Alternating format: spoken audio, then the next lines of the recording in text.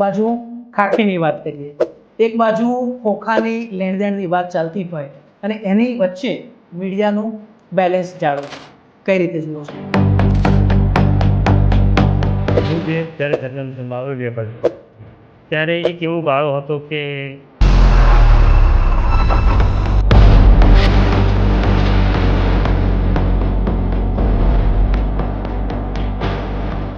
અને એવા દોરમાં હું ક્રાઇમ રિપોર્ટિંગમાં આવ્યો કે જ્યારે અમદાવાદ ઉપર અબ્દુલ લતીફનો દબદબો, બિલકુલ, એટલે રોજ ખૂન થવું, રોજ અપહરણ થવું, ક્યારેક બ્લાસ્ટ થવા, ક્યારેક રથયાત્રા ઉપર હુમલો થવો.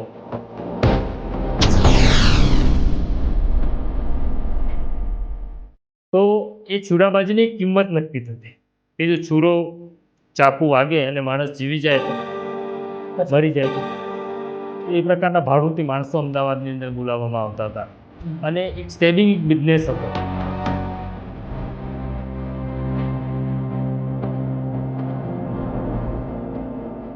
દાદા, એક બાબત આપની પાસેથી એ જાણવું છે, ઇન્વેસ્ટિગેટિવ જર્નાલિઝમની જ્યારે વાત કરીએ, મોટાભાગના લોકો એ માટે તૈયાર વધારે હોય છે, એનું કારણ શું?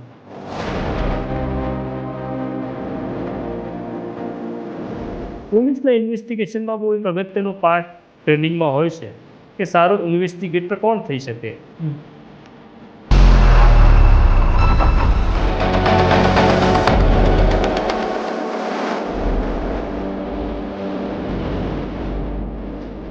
વિદ્યાર્થીઓના મનમાં રહેલી પહેલાં તો ઘૃણા કે હું બ્રાહ્મણ છું, હું પટેલ છું, હું બીજા કરતાં ઊંચો છું, હું મુસલમાન છું, પેલો હિન્દુ છે, બસ એ ઘૃણા કાઢવી છે.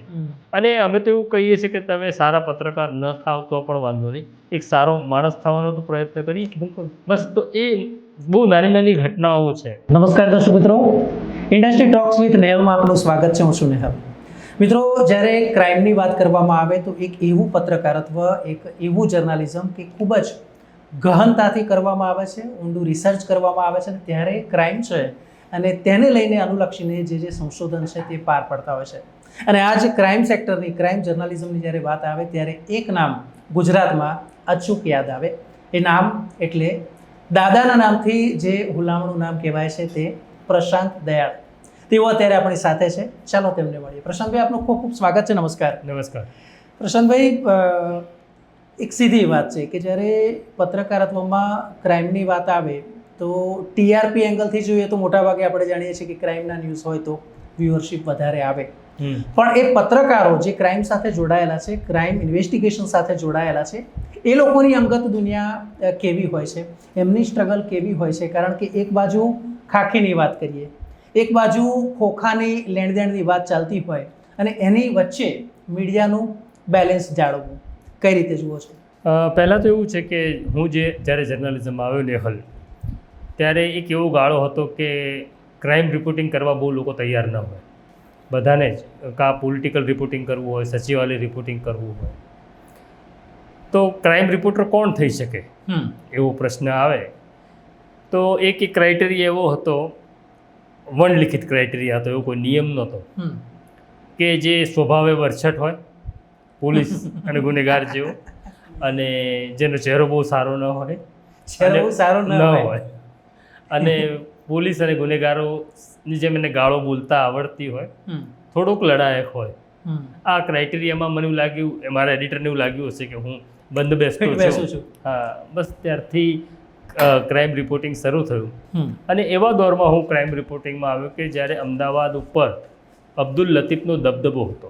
બિલકુલ, એટલે રોજ ખૂન થવું, રોજ અપહરણ થવું, ક્યારેક બ્લાસ્ટ થવા, ક્યારેક રથયાત્રા ઉપર હુમલો થવો, અમદાવાદમાં કરફ્યુ લાગવો, અને કરફ્યુ લાગે ત્યારે મહિનાઓ સુધી લાગે. બિલકુલ, હા, એવા દોરમાં ક્રાઇમ રિપોર્ટિંગ શરૂ થયું. કદાચ સાહેબ આજના સમયના લોકોને જાણ નથી કે રમખાણ એ શું, અથવા તો પછી એ વખતે જે કેટલાય મહિનાઓ સુધી જે બંધ પાડવામાં આવતો, શું કહેશો? હા, એટલે એ દોર તો પૂરો થઈ ગયો.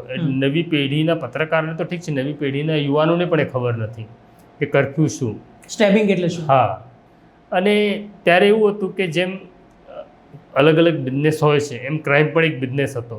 અમદાવાદમાં જ્યારે કરફ્યુ લાગતો ત્યારે લતીફ બહારથી માણસો બોલાવતો સ્ટેબિંગ કરવા માટે. સ્ટેબિંગ એટલે છુરાબાજી. તો એ છુરાબાજીની કિંમત નક્કી થતી કે જો છૂરો ચાકુ વાગે અને માણસ જીવી જાય તો 5,000, અચ્છા. મરી જાય તો 10,000. તો એ પ્રકારના ભાડુતી માણસો અમદાવાદની અંદર બોલાવવામાં આવતા હતા. અને એક સ્ટેબિંગ એક બિઝનેસ હતો. તો એવો એક દોર હતો, અને આ દોર એવો હતો કે જ્યારે તમારી પાસે ટેકનોલોજી નહોતી, બિલકુલ. ફોન નહોતા. હું ત્યાં સુધી કહીશ કે લેન્ડલાઇન ફોન હોવો કોઈની પાસે એ લક્ઝરી ગણાતી. સાચી વાત છે. અને પોલીસ સ્ટેશનમાં પણ ફોન નહોતા. પોલીસ સ્ટેશનની અંદર તમારે વાત કરવી હોય તો એમને એક પોતાનું પોલીસનું એક એક્સચેન્જ હતું. એટલે તમારે પોલીસ કંટ્રોલ રૂમમાં ફોન કરવાનો અને કહેવાનું કે ભાઈ મને નારણપુરા કે નવરંગપુરા પોલીસ સ્ટેશન સાથે કનેક્ટ કરો. એટલે એ તમને કનેક્ટ કરી આપે અને પછી તમે વાત કરી શકો. મોબાઈલ ફોન, પેઝર કંઈ જ નહોતું. એટલે થયું એવું કે કોઈ ઘટના ઘટે તો રિપોર્ટરે ત્યાં જવું પડતું, પ્રત્યક્ષ હાજરી આપવી હા. પડે. એટલે આજના સમયમાં એ મિસિંગ થઈ ગયું. હવે ફોન ઉપર બધી વાત મળે છે, એટલે એ ઘટના સાથે એની કનેક્ટિવિટી નથી રહી. જી. રિપોર્ટિંગનો પ્રકાર જે બદલાયો, અને આજે એવું છે કે નંબરમાં રિપોર્ટિંગ થવા લાગ્યું કે કેટલી મારી સ્ટોરી, 5 સ્ટોરી, 10 સ્ટોરી. ઓકે. એટલે જે મૂળ હાર્દ છે રિપોર્ટિંગનું એ મરી જવા લાગ્યું. અને એવું થવા લાગ્યું કે ક્રાઇમ રિપોર્ટિંગની અંદર તમે જેનું રિપોર્ટિંગ કરો છો એ તો આખરે માણસ છે. બિલકુલ. એટલે મારનારો માણસ છે ને મરનારો માણસ છે. એ માણસ ભૂલાઈ ગયો અને એ સબ્જેક્ટ બનતો ગયો. જી. એટલે પેલી સંવેદના પણ જતી રહી રિપોર્ટિંગના મનમાં, સંવેદના પણ મળી ગઈ. એના માટે એ ઘટના એક સ્ટોરી છે, એ માણસની વાત નથી. બિલકુલ. અચ્છા દાદા, એક બાબત આપણી પાસેથી એ જાણવી છે. ઇન્વેસ્ટિગેટિવ જર્નાલિઝમની જ્યારે વાત કરીએ, મોટાભાગના લોકો એ માટે તૈયાર વધારે હોય છે. એનું કારણ શું? ધારો કે કોઈ જર્નાલિઝમ ભણે છે તો એને એમ થાય કે મને ક્રાઇમની સ્ટોરીઝમાં વધારે રસ છે, અથવા તો જે પોલીસની મેટર હોય, કોર્ટની મેટર હોય, એ પાછળનું તમે કયું તથ્ય કે કારણ માનો છો? વધારે રિસર્ચ બેઝને લીધે કે શું? નહીં, એટલે અત્યારે તો એવું છે કે રિસર્ચ રહ્યું નથી. સાચી વાત એવું છે. અત્યારે જે કંઈ રિપોર્ટિંગ થઈ રહ્યું છે એ કમનસીબ બાબત એવી છે કે આપણે ટેલિવિઝનના કે સોશિયલ મીડિયાના યુગમાં જીવીએ છીએ. એટલે કોઈ ઘટના ઘટે એટલે તમે બૂમ ધરી દો છો. બિલકુલ. તમે કહો, બૂમ છે ને તમારી, તમે બોલો, અમે સાંભળીશું. અમારા મનના બહુ પ્રશ્ન નહીં હોય. અત્યારે ક્રાઇમ રિપોર્ટર માટે જે કોન્ફરન્સ થાય છે, કોઈ અધિકારી આવે છે તો બહુ ટિપિકલ સવાલ 2, 5, 7 છે. સાહેબ આરોપી ક્યાંથી પકડાયો? સાહેબ આરોપી શું કરતો હતો? બસ. અને 5-7 મિનિટમાં એ કોન્ફરન્સ પૂરી થઈ જાય છે. એના માટે એણે મહેનત નથી કરી એ રિપોર્ટરે. એટલે એવું થાય છે કે હવે ઇન્વેસ્ટિગેશન નથી રહ્યું. અને પોલીસ કહે છે એ બધું સાચું માની લેવાનું. પોલીસના ઇન્વેસ્ટિગેશનમાં બહુ એક અગત્યનો પાર્ટ ટ્રેનિંગમાં હોય છે કે સારો ઇન્વેસ્ટિગેટર કોણ થઈ શકે, કે જેના મનમાં પ્રશ્નો ઉદ્ભવે. જી. એક ગુનેગાર સુધી પહોંચવા માટે પોલીસ 100 પ્રશ્ન ઊભા કરે પોતાના મનમાં, અને એક પ્રશ્નનું એ નિરાકરણ લાવતો જાય, અને એમાંથી એક આરોપી પકડાય છે. એવું જ કામ ક્રાઇમ રિપોર્ટરનું છે. એને માની લેવાનું કે પોલીસ ખોટું બોલે છે, પોલીસ કંઈક છુપાવવા માગે છે. અને એ પ્રકારના પ્રશ્નો જ્યારે ક્રિએટ થાય ત્યારે પછી એક ઇન્વેસ્ટિગેટિંગ જર્નલિઝમનો પ્રારંભ થાય. હું જે ગાળામાંથી પસાર થયો એ ગાળામાં 2002 થી 2006 વચ્ચે એન્કાઉન્ટર પણ પુષ્કળ થયા. તો પોલીસ જે થિયરી આપતી હતી કે ભાઈ આ એક તો આતંકવાદી છે સાબિત કરવા માટે શું હોવું જોઈએ? કાયનું નામ અબ્દુલ હોવું જોઈએ, કાયનું નામ સમીર હોવું જોઈએ, કાયનું નામ સોરાબ હોવું જોઈએ. એટલે આતંકવાદી જાતિ કે ધર્મ આધારિત, એના આધારે નક્કી થતું. અને પછી પોલીસની થિયરી હતી કે આ લશ્કરે તૈયબાના આતંકી છે, ટ્રેનિંગ લઈને પાકિસ્તાનથી આવ્યો હતો અને મારવા નરેન્દ્ર મોદીને જતો હતો, અને અમારી સાથે અથડામણમાં એ માર્યો ગયો. તો એક પત્રકાર તરીકે સવાલ થવા જોઈએ કે કેમ બધા જ આતંકવાદી અમદાવાદમાં જ આવે છે, જેને મારવા છે તો ગાંધીનગરમાં પણ, જેને ગોધરાપણમાં પણ છે, CM તો બધે ફરે છે, કેમ પોલીસને ગોળી નથી વાગતી? બિલકુલ. અને બધાની સ્ક્રિપ્ટ કેમ સરખી આવે છે? તો આ પ્રશ્ન થવા જોઈએ જે ન થયા. અને જેને થયા એ લોકો સરસ રિપોર્ટિંગ કરી શક્યા. અને મારા એક જ સબ્જેક્ટ ઉપરનું રિપોર્ટિંગ હું કહું તો મારું એ રિપોર્ટિંગ 2002 થી લઈને 2014 સુધી ચાલ્યું. એટલે એક જ વિષયને તમે કેટલો પકડી રાખી શકો જો તમે એમાં સામેલ થઈ જાઓ તો. સતત એ સ્ટોરીને પ્રોગ્રેસ થતી જાય. હા. તો તમારું ઇન્વોલ્વમેન્ટ જોઈએ. હવે એક વસ્તુ બહુ અગત્યની છે કે જે મુંબઈમાં થયું, મુંબઈના ક્રાઇમ રિપોર્ટિંગમાં થયું કે ક્રિમિનલ અને ક્રાઇમ રિપોર્ટર વચ્ચે એક પાતળી ભેદરેખા છે. તમારે એ રેખા નથી ઓળંગવાની. તમે એની સાથે રોજ કામ કરો છો પણ એનો હિસ્સો નથી. મુંબઈના ક્રાઇમ રિપોર્ટિંગમાં એવું થયું કે ઘણા બધા પત્રકારો એ રેખા ઓળંગી ગયા અને એ ગેંગનો હિસ્સો બનતા ગયા. એના કારણે પછી ત્યાં એમના મર્ડર પણ થયા એ રિપોર્ટરના. તો આ બહુ પાતળી ભેદરેખા છે. અને આ એક ક્રાઇમ રિપોર્ટિંગ એક ગ્લેમરસ છે કે લોકો જેનાથી ડરતા હોય એ તમને આવો સાહેબ કહીને બોલાવે, આવો ભાઈ કહીને બોલાવે. જે પોલીસ કમિશનર આમ રૂઆબદાર લાગતો હોય એ તમને ચા ઉપર બોલાવે. એટલે ગ્લેમરસ છે. આ ગ્લેમર તમારી ઉપર હાવી ન થવું જોઈએ. ગ્લેમર હાવી થાય એ દિવસે રિપોર્ટિંગ ડાઉન જવા લાગે તમારું. તો આ બહુ સાચવવાનું હોય છે. એટલે આપણે જે વાત કરી ને કે જે આ પાતળી ભેદરેખા છે ક્રિમિનલ અને ક્રાઇમ ઇન્વેસ્ટિગેશન, એ તમારે સમજવું ખૂબ જરૂરી છે.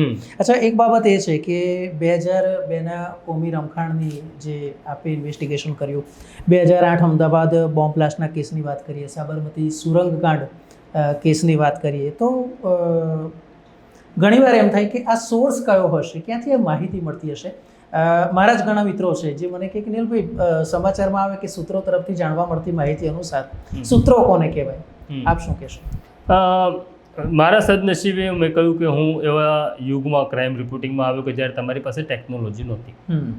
ટેકનોલોજી નહોતી એટલે તમારો 1-to-1 સંપર્ક હોવો અનિવાર્ય હતો. અને ઇન્ફોર્મેશન કોઈ દિવસ, બધા અત્યારે કેવું છે કે ક્રાઇમ રિપોર્ટરને પોલીસ ઇન્સ્પેક્ટર ઓળખે, આસિસ્ટન્ટ કમિશનર ઓળખે, કમિશનર ઓળખે અને એવો ખુશ થાય, પણ સમાચાર કોઈ દિવસે આપતા નથી. અચ્છા. હા, એ તમને જે આપે છે એને આપવું છે આપે છે. તો તમારો ઇન્ફોર્મેશનનો સ્ત્રોત કોણ છે? તો તમારો ઇન્ફોર્મેશનનો સ્ત્રોત શિક્ષક નથી, પ્રોફેસર નથી, મંદિરનો પૂજારી નથી, મૌલવી નથી. એટલે કોઈ સારો માણસ તમારો સ્ત્રોત નથી ક્રાઇમ રિપોર્ટિંગમાં. ઓકે. તમારો સ્ત્રોત કોણ છે? તો તમારો સ્ત્રોત ચાની કિટલીવાળો છે, અચ્છા, પાનના ગલ્લાવાળો છે, કોઈ સાયકલ ચલાવનાર છે, કોઈ ગેરેજવાળો છે, કોઈ ગુનેગાર છે, કોઈ પોલીસ કોન્સ્ટેબલ છે. તમે કેટલા નીચે જઈ શકો છો આમની સાથે સંપર્ક વધારવા માટે? એટલે હું અમારી જર્નલિઝમની કોલેજમાં કાયમ એવું કહું છું કે પાનના ગલ્લે બેસો છો જઈને, ચાની કિટલી પર બેસો છો, કે પછી સીસીડીમાં જાઓ છો, તો સીસીડીમાં સમાચાર નહીં મળે. બરાબર છે. એક એવી ઘટના છે, પાનના ગલ્લેથી મળશે. પાનના ગલ્લેથી મળશે, કારણ કે જુએ છે, એના આંખ કાન ખુલ્લા છે. તો આ જો થાય તો આ બધા તમારા સમાચારના સૂત્રો છે. એક ઘટના એવી હતી કે એક મર્ડર થાય છે. પોલીસ લાંબા સમયથી એને શોધી રહી હતી. એક દિવસે પાનના ગલ્લા ઉપર હું ગયો, એને ખાલી મારું નામ પણ નહોતી ખબર. એને મને એવું પૂછ્યું કે પેલું મર્ડર થયું હતું અહીંયા નજીકમાં, એ કોઈ પકડાયું? એટલે મેં કીધું ના, એ નથી પકડાયો. તો એણે કીધું ફલાણો હોઈ શકે. મેં કીધું કેવી રીતના? તો કે જે દિવસે મર્ડર થયું ને એ દિવસે અહીંયા આવ્યો હતો માણસ પાન ખાવા કે સિગરેટ લેવા, ત્યારે ખૂબ દારૂ પીધેલો હતો અને એને મને પૈસા આપવા માટે ખિસ્સામાં હાથ નાખ્યો, ત્યારે મેં જોયું કે એને પેન્ટની અંદર વેપન હતો. આટલી જ ઇન્ફોર્મેશન ડેહલેની પાસે હતી. મેં કીધું એનો નંબર છે? તો કે હા છે. તો એને મને સિગરેટના ખોખા ઉપર એક નંબર લખી આપ્યો. એ જઈને મેં પોલીસ અધિકારીઓને આપ્યું કે આ એક ટીપ છે. અને એ લોકો એને ટ્રેક કર્યો તો એ જ નીકળ્યો. અચ્છા. તો પાનના ગલ્લાવાળાની એક શંકા એ હોય છે કે એ દિવસે હતો, દારૂ પીધેલો હતો, એની પાસે હથિયાર હતું, એ સોર સાચો પડ્યો. તો આ સૂત્રો છે. તો હવે રિપોર્ટર આ સૂત્રો પાસે નથી જતા. તો એ તમે વાત કરીએ છીએ, એ તમને ઘરે આવીને નહીં કહે. વાત સાચી છે. અને કેવું થાય છે કે ધીરે ધીરે બહુ લાંબો સમય તમારું રિપોર્ટિંગમાં થાય ને, એટલે તમને એવું લાગવા લાગે તમને બધી ખબર છે. એટલે હું અમારી ઓફિસમાં પણ એ તાલીમ આપું છું, અમારા વિદ્યાર્થીઓને પણ કહું છું કે આપણને બહુ બધા લોકો ફોન કરે જી કે તમને ખબર છે ગાંધી બ્રિજ ઉપર એક એક્સિડન્ટ થયો છે? તો એ મને ખબર છે, પણ હું એને કહું શું વાત છે, એમ ક્યારે થયો? તમારે કોઈ દિવસ એવું રિએક્ટ નહીં કરવાનું કે તમને ખબર છે.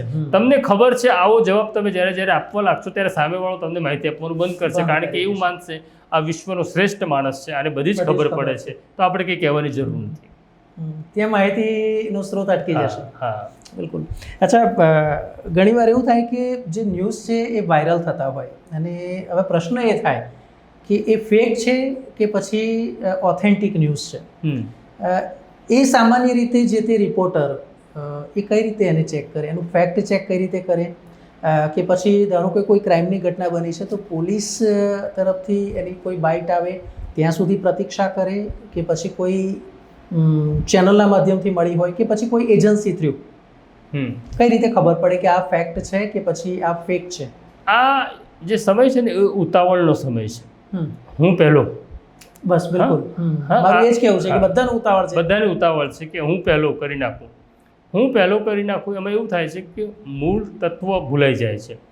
ઉદાહરણ રૂપે કહું કે અમદાવાદમાં જે ઘટના ઘટી છે કે એક પ્રજ્ઞાચક્ષુ વ્યક્તિને પોલીસ અધિકારી ફટકારે. બહુ સંવેદનશીલ ઘટના છે, સ્ટોરી પણ ઘણા બધાએ કરી, પણ એટલી ઉતાવળ આવી ગઈ કે કેમ માર્યો, તો એ વાત જ ન આવી 2 દિવસ સુધી. તો એ એવું છે કે એ સ્ટોરી માટે તમારે રોકાવું પડે. તમારે એ વિડીયો જે તમારી પાસે આવ્યો છે સાચું છે કે ખોટું એના માટે ટેકનોલોજી તો છે, પણ ટેકનોલોજી પણ બહુ સીમિત છે. તમારે છેલ્લે તો તમારા સંપર્કો જ કામમાં આવશે. બિલકુલ. કાલનું જ એક વાત કરું કે તથ્ય પટેલ એક જે છોકરો છે એણે 9 લોકોને કચડી નાખ્યા હતા અને 4.5 વર્ષ સુધી જામીન ઉપર એ રહ્યો. અને પછી હાઈકોર્ટે એવું કીધું કે એને જામીન આપો, સુપ્રીમ કોર્ટે કીધું એને જામીન આપો. હવે આપણે શું કરીએ છીએ કે આ જ અમારી ઓફિસમાં જ થયેલી ઘટના કહું કે આવીને મેં પૂછ્યું કે કઈ છે આજે, તો કે તથ્યને જામીન મળી ગયા અને તથ્ય છૂટી ગયો. કીધું કેવી રીતના ખબર પડી? કે ટીવીમાં વિઝ્યુઅલ ચાલતા હતા. હવે મને ક્રાઇમ રિપોર્ટરને થોડી કોર્ટની પ્રોસિજરે ખબર હોવી જોઈએ, બરાબર છે. ક્રાઇમ રિપોર્ટિંગ કરવું હોય તો હું માનું છું કે તમને ક્રાઇમ, કોર્ટ અને પોલિટિકલ રિપોર્ટિંગ આવડવું જોઈએ. આ ત્રણેય રિપોર્ટિંગ એવા છે કે જે એકબીજાની આસપાસ ફરે છે અને કોઈ દિવસ ગુનેગાર એ વિલા જેવો છે, એ પોલીસ કે પોલિટિશિયનની મદદ વગર, એટલે એ વૃક્ષ છે આ બંને, એને ફરતે જે ફરે છે. બિલકુલ. તો તથ્યને જામીન મળી ગયા, તથ્ય છૂટી ગયો, એ ટીવીમાં જોયું અને નવજીવન મેનિપ્યુલેટ ચાલી. રિસર્ચ નહીં કોઈ? નહીં, કે વિઝ્યુઅલ જોયું ને આપણે જેલની બહાર આવતા જોયો. એટલે મેં જેલમાં ફોન કર્યો જેલ અધિકારીને કે એ છૂટ્યો, તો કે એનો ઓર્ડર થઈ ગયો છે, અમારી પાસે આવી ગયો છે, બહાર નીકળતા એને કલાક લાગશે. અચ્છા. તો હવે વિઝ્યુઅલ કયા હતા? અને ટીવીમાં ચાલે છે, ટીવીમાં ચાલે છે કે જામીન મળી ગયા. આ તો ઠીક છે ને, કલાક પછી નીકળવાનો જ હતો, પણ કલાક પછી કંઈક કારણસર એવું કીધું જ જેલ અધિકારીઓએ કે ભાઈ આજે ટેકનિકલ કારણસર આજે નહીં છૂટે તો શું તમે એકવાર તો એ સમાચાર ખોટા પડ્યા તો કરી દીધું. હા, તો આ ઉતાવળ આપણે વિઝ્યુઅલ જોઈને કરી નાખીએ છીએ. તો એ સંપર્ક, તો આપણે લોકલ મીડિયાની વાત કરી, નેશનલમાં ઘણીવાર આપણે જોઈએ છીએ કે આસિફ મુનીરસિંહે શરણાગતિ સ્વીકારી લીધી, કરાચી સુધી આપણા જહાજો પહોંચી ગયા અને પછીથી આવે કે એ સમાચાર ખોટા છે. 2000ની નોટની આપણને ઘટના યાદ છે કે જ્યારે 2000ની નોટમાં ચીપ મૂકવામાં આવી છે, ગમે ત્યાંથી સરકારે નોટ ક્યાં છુપાવી છે પકડી લેશે. તો એ કેસને કઈ રીતે સૌથી જ્યારે નેશનલ ચેનલ પર આવતું હોય તો એની જવાબદારી વધી જાય છે. નેશનલ ચેનલોએ સૌથી જે મજા કરાવી બધાને એ તો ઓપરેશન સિંદૂરમાં કરાવી. બિલકુલ. કે આપણા જહાજો ત્યાં પહોંચી ગયા છે, કરાચી બંદર ઉડી ગયું છે, લાહોર સુધી પહોંચી ગયા છે. તો આ ઉતાવળમાં થયેલું છે કે એક ચેનલે ચલાવી દીધું અને બીજાએ કોપી કરી. હા, હું પણ ચલાવી દઉં એમ, હું પાછળ ના રહી જાઉં. હા. એટલે હું મારી પાસે 2015માં જ્યારે કામ નહોતું અને હું બીબીસી માટે પણ થોડો સમય, બીબીસી ગુજરાતી માટે થોડા સમય મેં કામ કર્યું, ત્યારે ત્યાં જે એડિટર હતા નિધિશ ત્યાગી જી, એણે મને બહુ સરસ શીખવાડ્યું કે આપણે કોઈ ઉતાવળની દોડમાં નથી. તમારી નજર સામે વડાપ્રધાન કે મુખ્યમંત્રીનું મોત થાય છે, નિધન થાય છે, કોણ કહે છે આવું? હું કહું કે મેં જોયું તો ના, નહીં ચાલે. કોણ કહે છે આ નિધનના સમાચાર 2 કલાક પછી ચાલશે આપણે ત્યાં, તો ચાલશે. કોઈ કે કન્ફર્મ કરવું પડશે, તમે જોયું હોય તો પણ નહીં ચાલે. તો આ આપણે જો હરીફાઈની દોડમાંથી બહાર નીકળીએ તો આટલા સમાચારમાં આપણે ભૂલ ન થાય, તટસ્થ અને સાચા સમાચાર મળે. એટલે તો બીબીસીની વિશ્વસનીયતા છે. બિલકુલ. નવજીવન સ્કૂલ નવજીવન એટલે એ હિસ્સો કે જે ગાંધીજી એમની સાથે આપણે કહી શકાય કે એમણે જે એમનો વારસો હતો, જે પુસ્તક વારસો હતો, એમના જે પત્રો હતા એ સોંપ્યા, અને એ જ સંસ્થામાં અત્યારે આપણે આજે નવજીવન સ્કૂલ ઓફ જર્નાલિઝમ નું નેતૃત્વ આપ કરી રહ્યા છો.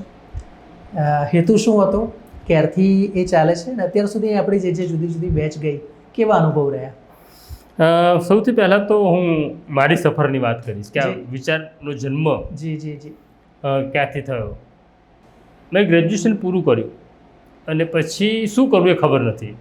આજે પણ જે યુવાનોને સમસ્યા છે કે શું કરવું, એ આપણે ત્યાં બહુ મોડી ખબર પડે છે. જે ઉત્તર પ્રદેશ કે બિહારના યુવાનો 10મામાં નક્કી કરી નાખે છે, જે ગુજરાતની અંદર બહુ મોડા નક્કી થાય છે. મારી પણ સ્થિતિ એવી, તો શું કરવું એમ ખબર નહોતી. પછી એટલું ખબર હતી કે કંઈક એવું કરવું છે કે રોજ નવું થાય, એકનું એક કામ રોજ નથી કરવું. મારા મા બાપ બંને સરકારી કર્મચારી હતા અને ત્યારે એવું હતું કે તમે કોઈને કહો કે ભાઈ મારો દીકરો છે તો નોકરી મળી જતી.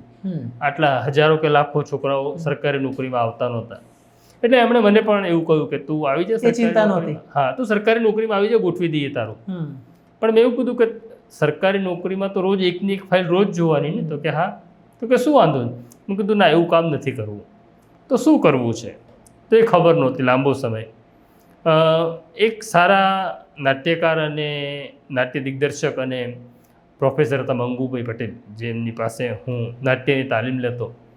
એણે મને પૂછ્યું કે શું કરવું તમે? સાહેબ નથી ખબર પડતી. તો કે તું જર્નાલિઝમ કર, એમાં રોજ નવું કરવાનું, સમથિંગ ન્યૂ એવરી ડે. હું આજે એવું નહીં કહી શકું કે હું 72નું યુદ્ધ લડ્યો હતો પછી આજે, તો કે આજે કંઈ નહીં. અહીંયા તો રોજ 72નું યુદ્ધ છે ને રોજ 64નું છે. તો મને હું એકેડેમિક બહુ નબળો, ભણવામાં બહુ જાજો રસ નહીં. એટલે મને કે ચાલ આપણે યુનિવર્સિટીમાં જર્નલિઝમ ચાલે છે ત્યાં ભણાવવા જઈએ. ઓકે. એટલે મને યુનિવર્સિટીમાં લઈ ગયા રઘુવીર ચૌધરી. અચ્છા. એ હેડ ઓફ ધ ડિપાર્ટમેન્ટ હતા. એમણે મારી માર્કશીટ જોઈ ટીવાયની. મને કે એડમિશન નહીં થઈ શકે તારું. કેમ? તો કે જર્નલિઝમમાં એડમિશન લેવા માટે 50% જોઈએ અને મારે 46% જ હતા. એટલે જ્યાં મારે ભણવું હતું ત્યાં હું મારા ઓછા માર્ક્સને કારણે ભણી શક્યો નહીં. અને હવે કોઇન્સિડન્સ એવો છે કે ઘણી વખત એ મને યુનિવર્સિટી મોકો આપે છે કે અમારા બાળકો સાથે તમે ફેકલ્ટી તરીકે આવો, તમારા અનુભવો છે. હા, એટલે મને યુનિવર્સિટીમાં ન મળ્યું એડમિશન. પછી મેં ભવન્સમાંથી જર્નલિઝમ કર્યું. સાંજની કોલેજ હતી. સમસ્યા ક્યારે આવી? સમસ્યા ત્યારે આવી કે જ્યારે હું જર્નલિઝમ પૂરું કરીને, ઇન્ટર્નશિપ પૂરું કરીને બહાર નીકળ્યો ત્યારે અખબાર જ હતા. આ વાત કરું છું 1988ની. તો કે કયા અખબારો? તો કે ગુજરાત સંદેશ અને જનસત્તા, આ 3 મોટા અખબારો. બિલકુલ. આ 3 અખબારોમાં તો એવું કે મને કહેવામાં આવ્યું હતું કે તમારી પાસે અનુભવ હોય તો કામ આપીએ. ઓકે. હા, પણ હવે કોઈ કામ આપે તો મને અનુભવ થાય, પણ કોઈ મને કામ આપવા જ તૈયાર નહોતું. પણ ભૂપત વડોદરિયા, જે સારા સાહિત્યકાર અને એમનું એક પોતાનું અખબાર જે આજે પણ ચાલુ છે, સંભાવ, એમાં પછી હું ગયો અને વગર પગારે, કારણ કે તમને કામ નથી આવડતું તો પગાર ન મળે, એટલે વગર પગારે મેં કામ શરૂ કર્યું. અને ઇન્ટર્નશિપ. હા, શીખો. હા. અને ત્યારે અમારા ચીફ રિપોર્ટર હતા ધુની માંડલિયા. ઓકે. હવે મને નથી ખબર પડતી, ક્યારે ખબર પડી જ્યારે ધુની માંડલિયાએ મને થોડીક પ્રેસ નોટો આપી, જે મારા ચીફ રિપોર્ટર હતા, અને કીધું કે આનો ઇન્ટ્રો બનાવો, એક ઇન્ટ્રો બનાવો ને બાકીની પ્રેસ નોટ સાથે એટેચ કરી દે. નેહલ, મને ખબર જ નહોતી કે ઇન્ટ્રો કોને કહેવાય. મને ઇન્ટ્રો કોઈએ ભણાવ્યો જ નહોતો. અને પછી મને ખબર પડી કે હું 1 વર્ષ જર્નલિઝમમાં જે ભણ્યો કે એડિટિંગ ને આ ને તે, એ તો મને આવડતું જ નથી. તો એ પુસ્તક પૂરતું સીમિત રહી ગયું. નવેસરથી મારે એકડો ઘૂંટવાનો આવ્યો. અને ત્યારે મને એવું થયું કે એવી જર્નાલિઝમની સ્કૂલ હોવી જોઈએ કે જેમાં તમારી પાસે પુસ્તક ન હોય પણ તમે છતાં શીખી જાઓ સરળતાથી. એ વાતને તો વર્ષો વીતી ગયા. અને પછી હું નવજીવનમાં 2015માં નવજીવનનો હિસ્સો બન્યો. મારી નોકરીઓ જવાનો સિલસિલો બહુ લાંબો છે. 35 વર્ષમાં 24-25 નોકરીઓ જતી રહી. રસપ્રદ કિસ્સા એટલા છે કે આપણને પણ એમ તલ્લીનતા રહે કે તમે હજી વધારે કંઈક કરો. તો નોકરીઓ બહુ ગઈ. એટલે ગઈ એની કરતાં, એટલે મેં છોડી એની કરતાં મને કાઢી વધારે મૂકવામાં આવતો હતો કે આ માથા ભારે છે, સામે બોલે છે, સામે પ્રશ્ન પૂછે છે. એટલે નોકરીઓ ગઈ ને પછી નવજીવનનો હિસ્સો હું બન્યો. ત્યારે અમારું જે પહેલું જર્નલિઝમ શરૂ કરવું છે એ જે વિચાર આવ્યો એ વિવેક દેસાઈ જે નવજીવનના મેનેજિંગ ટ્રસ્ટી પણ છે, બિલકુલ, એમણે કીધું કે આપણે નવજીવનમાં એક જર્નલિઝમની સ્કૂલ શરૂ કરી તો જે મારા મનમાં પડ્યું હતું એવો જ એક વિચાર આવ્યો ને અમે નક્કી કર્યું આપણે જેલમાં પહેલી શરૂઆત કરીને. આશ્ચર્ય એ છે કે અહીંયા જે સ્કૂલ ચાલે છે એની પહેલાં 2018માં અમે સાબરમતી જેલમાં કામ કરતા હતા કેદીઓ સાથે. નવજીવન ટ્રસ્ટ પત્રકારત્વ શરૂ થયું તે એની પહેલાં. અને ત્યારે એવું વિચાર્યું કે જો આપણે જર્નલિઝમની કોલેજ શરૂ કરવી છે તો આપણે તો સેન્ટ્રલ જેલની અંદર કામ કરીએ છીએ તો આપણે કેદીઓને કેમ જર્નલિઝમ ન ભણાવીએ. Great idea. હા, એટલે અમે 2018માં સૌથી પહેલી બેચ જે શરૂ કરી એ સાબરમતી જેલ હતી. અને ત્યાં અમે જે કેદીઓ છૂટવાની હતા નજીકના સમયમાં 2 વર્ષના એમની સાથે જર્નલિઝમ નવી બેચ શરૂ કરી. અને નક્કી હતું પુસ્તક નહીં હોય. હા, આ પ્રેક્ટિકલ હશે. અલગ અલગ ફેકલ્ટી આવીને ભણાવશે કારણ કે આ સ્વિમિંગ જેવો વિષય છે. બિલકુલ, આમાં સ્વિમિંગ કોચ જ શીખવાડી મારો તો જ આવડે. તો પુસ્તક વગરનું જર્નલિઝમ અમે ભણાવવાનું શરૂ કર્યું. અને હું તો એ મતનો છું કે પરીક્ષા પણ ન હોવી જોઈએ, પણ અમારે કિરણને ડૉક્ટર છે, પીએચડી થયો છે એટલે કે ના પરીક્ષા તો લેવી જોઈએ. પણ એક વિદ્યાર્થીઓને એક થાય કે ના પરીક્ષા આવે છે તો થોડી ના, એટલે અમે પછી એવું કરીએ છીએ કે કોઈ નાપાસ કરતા નથી. અને અમે એવું કહીએ છીએ કે વિદ્યાર્થી કોઈ દિવસ પાસ નાપાસ થતો નથી, પાસ નાપાસ શિક્ષક થાય છે. જો વિદ્યાર્થી સફળ થયો છે તે પાસ જ છે. નહીં, વિદ્યાર્થી સફળ થયો તો શિક્ષક પાસ છે, અને વિદ્યાર્થી નિષ્ફળ ગયો તો શિક્ષક નાપાસ છે. એટલે પ્રયત્ન અમારે મહેનત કરવાની છે કે અમે નાપાસ ના થઈએ. જ્યારે આ ક્ષેત્રની વાત કરીએ ને જર્નલિઝમમાં સ્ટુડન્ટ્સ પત્રકારત્વના આવે એટલે ઘણી બધી કલ્પના હોય કે રેડિયો કઈ રીતે ઓપરેટ થાય, ટીવી કઈ રીતે ઓપરેટ થાય, ગવર્મેન્ટ ચેનલ્સમાં શું હોય, પ્રાઇવેટ ચેનલ્સમાં શું હોય, પ્રિન્ટ મીડિયા શું હોય, અને આ બધાની વચ્ચે જુદી જુદી બીટ. એમાં પછી એને કાયદા વિશે પણ જાણવાનું હોય, એને હેલ્થ વિશે પણ જાણવાનું હોય, એએમસી વિશે જાણવાનું હોય, વિધાનસભા વિશે, સાંસદ વિશે, આ બધી જ માહિતી જ્યારે અહીંયા પીરસતા હોય તો સ્વાભાવિક છે કે જુદી જુદી ફેકલ્ટીઝ પણ તે માટે અહીંયા હોવી જોઈએ. આપણા ત્યાં કઈ સુવિધા છે? પહેલું તો એવું છે કે આપણી પાસે એટલે એમાં એવું છે કે મોટે ભાગની જે સ્કૂલોમાં થયું અને થઈ રહ્યું છે એક તો પુસ્તક છે, અને બીજું એવું છે કે 2 કે 3 ફેકલ્ટી બધા વિષય ભણાવે છે. હા, કોમન. હવે આપણી એ વ્યવસ્થા મને સમજાઈ નથી કે જે લોકો પત્રકારત્વ ભણાવે છે એમણે વાસ્તવમાં તો ફિલ્ડ રિપોર્ટિંગ કર્યું નથી. તો એની શું મુશ્કેલીઓ છે રિપોર્ટિંગની, એ કેવી રીતના ભણાવી શકે? એક તો એટલે અહીંયા જે લોકો ભણાવવા આવે છે પત્રકાર છે અને પ્રેક્ટિકલ છે. હા, અને બીજું કે હું એવું કહી દઉં કે ગુજરાત વિધાનસભા ભણાવતો હોઉં એટલે હું 2 જ વિષય ભણાવું છું. હું પોલિટિકલ રિપોર્ટિંગ અને ક્રાઇમ રિપોર્ટિંગ જે મને આવડે છે બિલકુલ એટલું જ હું ભણાવું છું. બાકીના વિષય તો ઘણા બધા સાથીઓ ભણાવે છે, લગભગ 45 જેટલી ફેકલ્ટી. પણ હું એવું કહું કે વિધાનસભા સ્પીકર હોય, દંડક હોય, મુખ્યમંત્રી હોય તો એને કેવી રીતના એ પિક્ચર ઊભું થાય? તો અમે એવું નક્કી કરીએ છીએ અને દર વર્ષે એવું કરીએ છીએ કે એમને વિધાનસભામાં લઈ જવા એક દિવસ. વિધાનસભા ચાલુ હોય, ફિલ્ડ વિઝિટ કરાવી કે ભાઈ પોલીસ સ્ટેશનમાં તમે ગયા તો પોલીસ સ્ટેશનમાં તમે જાઓ છો ત્યારે પહેલો તો માણસ તમને કોણ મળે છે, કયો પોલીસ અધિકારી છે? તો પોલીસ સ્ટેશનમાં લઈ જઈએ છીએ. પછી સાબરમતી જેલ બતાડીએ છીએ, આવું અનેક જગ્યાએ. હવે અમદાવાદમાં જે બહુ લોકો રહેશે ને એટલે હું કહું છું કે અમદાવાદની વસ્તી લગભગ 1.5 કરોડને પાસે પહોંચી ગઈ છે. પણ હું કહું છું કે 90% લોકોએ ગાંધી આશ્રમ નથી જોયો. વાત સાચી છે. વિશ્વના લોકો ગાંધી આશ્રમ જોવા આવતા હશે પણ 90% લોકો ગાંધી આશ્રમ. તો મેં અચૂક ગાંધી આશ્રમ લઈ જઈએ છીએ કે તમે ગાંધી આશ્રમ જુઓ. એ જમીનની તાકાત, એ જમીનમાં રહેલી શક્તિ હજી પણ તમને ત્યાં જાઓ એટલે તમને એ રિયલાઇઝેશન થાય કે ગાંધી જીવે છે. સૌથી એક સરસ કિસ્સો કહું કે 1922માં ગાંધીની પહેલી અરેસ્ટ થાય છે, સજા થાય છે રાજદ્રોહના કેસમાં, અને ગાંધીને પકડીને સાબરમતી જેલમાં રાખવામાં આવે છે. 10 દિવસ જ રહ્યા. તો ગાંધી 10 દિવસ ગાંધીને પહેલાં અહીંયા રાખ્યા હતા, પછી યરવડા જેલમાં લઈ જવામાં આવ્યા હતા. તો ગાંધીને જે ખોલીમાં રાખવામાં આવે એને ગાંધી ખોલી તરીકે ઓળખવામાં આવે છે. 22થી લઈ આજે 26 જે ખોલીમાં ગાંધી રહ્યા હતા ત્યાં સાબરમતી જેલના કેદીઓ રોજ સવાર સાંજ દીવો કરે છે. અચ્છા. અને એ લોકો એવું માને છે ગાંધી અહીંયા છે. અને હું તો અનેક વખત ગયો છું, કિરણ પણ ગયો છે, અને અમે વિદ્યાર્થીઓને પણ ત્યાં લઈ જઈએ છીએ. એ જગ્યા ઉપર તમે જાઓ, જેલ છે, પણ ગાંધી ખોલીમાં તમે જેવા એન્ટર થાઓ તો તમને રિયલાઇઝેશન થાય, એ સ્વાનુભૂતિ થાય કે અહીંયા કંઈક જુદું છે. એ ભાવ જાગે. જે તમે સોમનાથમાં કે દ્વારકામાં કે અંબાજીમાં અનુભવો કે ઈશ્વરની હાજરી છે, એમ આ જગ્યામાં ગાંધીની હાજરી છે અને કેદીઓ માને છે. આપણે તો ગાંધી જયંતિ કે નિર્વાણ દિનને દિવસે જ આપણે ગાંધીને યાદ કરીએ છીએ, પણ સાબરમતી જેલના કેદીઓ 365 દિવસ ત્યાં દીવો કરે છે કે અહીંયા છે આ માણસ. બિલકુલ. તો કેટલી બધી અદ્ભુત વસ્તુઓ છે. તો આ જર્નલિઝમ શું છે? તો જર્નલિઝમનું એક ફલક વિસ્તારી દેવાનું, મનમાં, વિદ્યાર્થીઓના મનમાં રહેલી પહેલાં તો ધૃણા કે હું બ્રાહ્મણ છું, હું પટેલ છું, હું બીજા કરતાં ઊંચો છું, હું મુસલમાન છું, પેલો હિન્દુ છે, બસ એ ધૃણા કાઢવી છે. અને અમે તો એવું કહીએ છીએ કે તમે સારા પત્રકાર ન થાવ તો પણ વાંધો નહીં, એક સારો માણસ થવાનો તો પ્રયત્ન કરીએ. બિલકુલ. બસ તો એ બહુ નાની નાની ઘટનાઓ છે.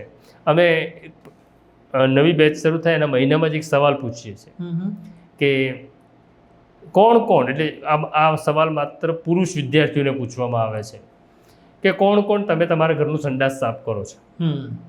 તો હાર્ડલી એકાદો વિદ્યાર્થીનો હાથ ઉપર થાય છે. તો અમે કહીએ છીએ કે આપણું સંડાસ આપણે જ સાફ કરો. આ કામ સ્ત્રીઓનું નથી, આ કામ દરેક વ્યક્તિનું છે. તો આવી રીતના અમે પત્રકારત્વ ભણાવીએ છીએ. એક સાચી કહીએ ને કેળવણીની જે તાલીમ છે એ અહીંયા મળે છે એવું આપણે કહી શકાય. હા, એવો પ્રયાસ છે. અને અંતમાં આપણે એવા ઘણા વિદ્યાર્થીઓ પણ હશે, આગળના જે બેચમાં જે વિદ્યાર્થીઓ છે એ તો અત્યારે ઓલરેડી શેર કરી જ રહ્યા છે કે અમે અહીંયા આવ્યા પછી ઘણું બધું શીખ્યા છે. ઘણા એવા બેચના આપણા સ્ટુડન્ટ છે કે જેની સાથે ફોન પર પણ વાત થાય ને તો એમ કે નેહલભાઈ આના જેવી સંસ્થા નહીં કે જે તમને એક વર્ષમાં આખા જીવનની એક પ્રકારે કે ને ફિલોસોફી છે પ્રોપરલી સમજાવી દે છે. નવી બેચના જે વિદ્યાર્થીઓ આવવા માંગે છે એમને શું મેસેજ આપશો? ના, એટલે આમાં શું મેસેજ આપવા જેટલા તો આપણે મોટા થયા નથી, પણ જિંદગીને સમજવી હોય સરળતાથી. ભલે પત્રકાર નથી થવું, વિશ્વને સમજવા માટે એક નાનકડો પ્રયાસ છે, એટલે પણ જર્નલિઝમ ભણવું જોઈએ. એટલે ઘણા નિવૃત્ત લોકો પણ અહીંયા આવે છે, ઘણા ઉદ્યોગપતિઓ પણ આવે છે કે જેમને કોઈ દિવસ પત્રકાર નથી થવું, પણ આ વિશ્વ કેવી રીતના ચાલે છે, જે પત્રકારત્વની દુનિયા સમજ કેળવવી છે, એ સમજ કેળવવી છે તો પણ અહીંયા આવો. અને ઘણા બધા મગજના બંધ દરવાજા ખુલી જશે. હિન્દુ મુસલમાનનો ઝઘડો મનમાંથી જતો રહેશે. પોતે ઉચ્ચ વર્ણના છીએ એ જે ભાર છે એ નીકળી જશે, સમાન રેખા પર આવી જશે અને એક સરળ જિંદગી થશે, હળવાશ મળશે. પ્રશાંતભાઈ, આપ અમારી સાથે જોડાયા અને દર્શકોને ખાસ કરીને જે આપના અનુભવોથી લઈને આપણા જે પત્રકારત્વની batch Navjivan school of journalism કઈ રીતે રન થાય છે અને એનું જે મકસદ શું છે આપે ખૂબ જ સુંદર રીતે માહિતી આપી. આપનો હૃદયથી આભાર. ધન્યવાદ. Thank you.